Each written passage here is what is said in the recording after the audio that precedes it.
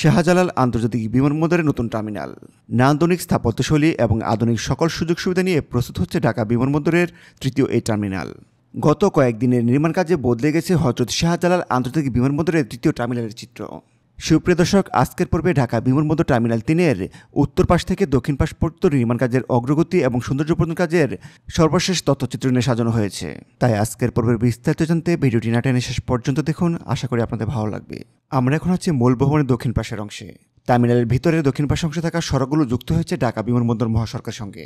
পাশাপাশি দক্ষিণ পাশের অংশে থাকা ফ্লাইওভার বা উড়াল সড়কটির র্যাম্পটি যুক্ত হচ্ছে ঢাকা বিমানবন্দর মহাসড়কের সঙ্গে।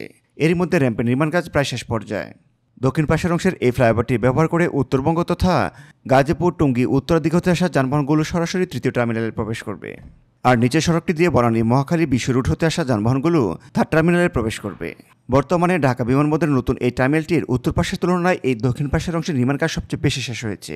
সৌন্দর্যবর্ধনের কাজও প্রায় শেষ পর্যায়ে। এই অংশের সৌন্দর্যবর্ধনের জন্য নতুন করে বেশ কিছু গাছ লাগানোর কাজও শেষ হয়েছে। পাশাপাশি সড়ক, উড়াল সড়কের ল্যাম্প পোস্ট লাগানোর কাজও সম্পন্ন করা হয়েছে।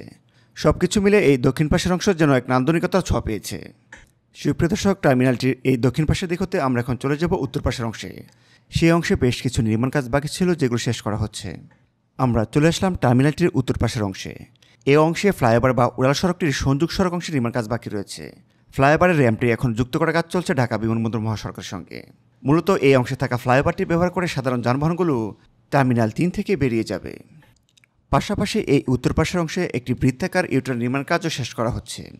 মূলত এই বৃত্তাকার ইউটার্নটি ব্যবহার করে ঢাকা এলিভেটেড এক্সপ্রেসওয়ে থেকে আসা যানবাহনগুলো সরাসরি এই উত্তর পাশের অংশে প্রবেশ করবে এবং এই ইউটার্ন ব্যবহার করে যানবাহনগুলো টার্মিনালের দক্ষিণ পাশের দিকে প্রবেশ করবে। এরই মধ্যে উত্তর পাশের দিক হতে যে সড়কটি ব্যবহার করে যানবাহনগুলো দক্ষিণ পাশের দিকে প্রবেশ করবে, সেই সড়কটির সড়ক কার্পেটিং কাজও শেষ করা হচ্ছে। একই সঙ্গে এই অংশে লক্ষ্য করলে দেখা যাচ্ছে সৌন্দর্যবর্ধনের জন্য বৃক্ষরোপণের কাজটিও শুরু হয়েছে। বর্তমানে এই উত্তর অংশে যে সড়ক কার্পেটিংয়ের কাজ চলছে, এটি সর্বশেষ পর্বে সড়ক কার্পেটিংয়ের কাজ।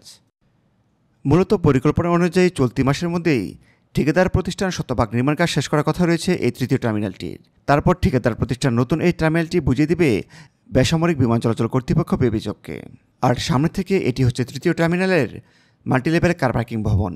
এই মাল্টিলেভেল কার পার্কিং ভবনটিতে একই সঙ্গে 1200টির অধিক গাড়ি রাখা সম্ভব হবে, যার মধ্যে দিয়ে ঢাকা বিমানবন্দরে গাড়ি পার্কিংয়ের মতো একটি বিশাল সমস্যার সমাধান ঘটবে।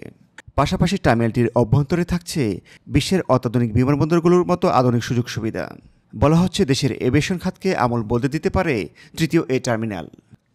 সুপ্রিয় দর্শক, এই ছিল হযরত শাহজালাল আন্তর্জাতিক বিমানবন্দরের তৃতীয় টার্মিনাল নিয়ে আমাদের আজকের আয়োজন। ভিডিওটি ভালো লেগে থাকলে একটি লাইক দিবেন। তথ্যগত কোনো ভুল বা পরামর্শ থাকলে অবশ্যই কমেন্ট করে জানাবেন। আর যারা আমাদের এই চ্যানেলটিতে নতুন বা এখনও সাবস্ক্রাইব করেননি, তারা সাবস্ক্রাইব করে আমাদের পাশেই থাকুন। আর ইতিমধ্যে যারা সাবস্ক্রাইব করেছেন তাদেরকে অসংখ্য ধন্যবাদ। আবারও দেখা হবে নতুন কোনো পর্বে। সেই পর্যন্ত ভালো থাকুন, সুস্থ থাকুন, নিরাপদে থাকুন। আল্লাহ হাফেজ।